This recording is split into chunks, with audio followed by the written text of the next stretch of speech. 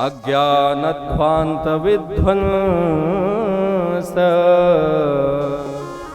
कोटि सूर्य समप्रभा सूताख्या हि कथा सारम मम कर्ण रसायनम। अज्ञान ध्वांत विध्वंस है, अज्ञान रूपी जो अंधकार हृदय में छाया हुआ है, हे प्रभु हे नाथ इसे दूर करिए, ऐसी प्रार्थना कर रहे हैं। सुखदेव जी सूत जी कहते हैं हम आपको कथा सारम मम कर्ण रसायनम, हम आपको कथा का सार सुनाते हैं। अच्छा, जो कि वह वैकुंठ में, स्वर्ग में, पाताल में, वरुण लोक में कहीं भी नहीं, ऐसा साधन, ऐसा सार हम आपको सुनाएंगे।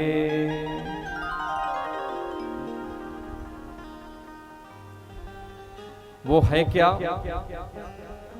तो यही श्रीमद् भागवत है। बोलिए भागवत महापुराण की। अच्छा, जब इसकी कुछ हमें और विशेषता बताइए। क्या विशेषता है? ये जो कथा है ना, ये वही कथा है जो परीक्षित जी महाराज को श्री सुखदेव जी ने सुनाया था। अच्छा, ये कथा वैकुंठ में भी नहीं है, और उस समय का आप चिंतन करिए, जिस समय परीक्षित जी को सुखदेव जी कथा सुनाना प्रारंभ किए तो देवता स्वर्ग से दौड़े दौड़े भागे भागे आए। क्या लेकर के? अमृत का कलश लेकर। पर भगवान ने उन्हें, सुखदेव जी महाराज ने उन्हें भगा दिया डांट कर।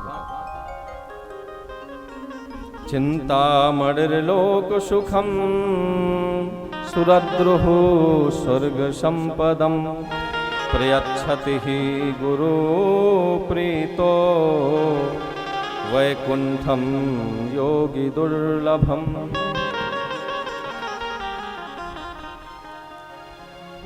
जब भगा दिया उन्होंने और कहा क्या, तुम यह कांच का टुकड़ा लेकर के आ गए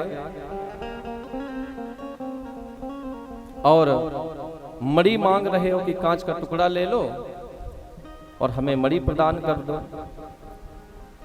यह तो दुर्लभ है। तो देवताओं को भी जो चीज दुर्लभ है आज हम सबके समक्ष वह सुलभता से प्राप्त हो रही है। आपको स्वर्ग में कथा नहीं मिलेगी, वैकुंठ में भगवान की कथा नहीं है, स्वर्ग में इंद्र का साम्राज्य है। वहां पर देवता आपको दर्शन करने के लिए मिलेंगे। वैकुंठ में आपको भगवान का दर्शन होगा पर भगवान की कथा नहीं मिलेगी। यह तो एक मृत्यु लोक ही है जो हमें श्रीमद् भागवत जैसे सुंदर सुंदर कथाएं सुनने को प्राप्त होती हैं।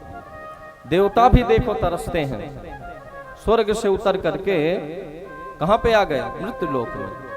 और हम लोग क्या चाहते हैं? स्वर्ग चले जाएं, कुछ ऐसा पुण्य हो जाए, चाहे जीवन भर कोई पाप ही पाप किया हो, खूब दूसरों का बुरा भला किया हो, लेकिन जब वह मर जाता है तो हम क्या लिखवाते हैं? स्वर्गीय। इंद्र का टेलीफोन नंबर है क्या आप लोग के पास?